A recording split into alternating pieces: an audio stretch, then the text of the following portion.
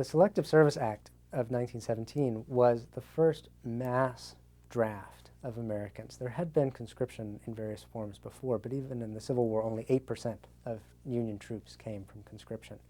Whereas selective service made every American man between the ages of 18 and 45 liable to registration.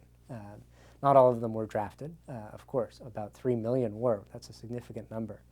And this represented a big presence for the federal government in Americans' everyday lives as they went to register for the draft, as they carried their draft cards, which were the first identity documents that most Americans had ever carried.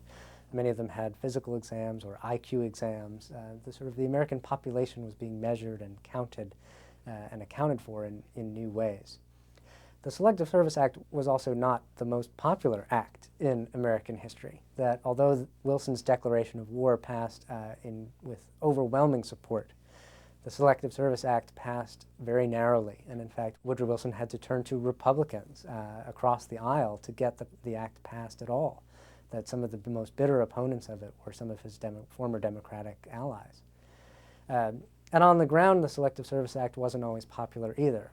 Estimates are that perhaps as many as 300,000 Americans simply dodged the draft by not registering for it or not showing up when the calls came.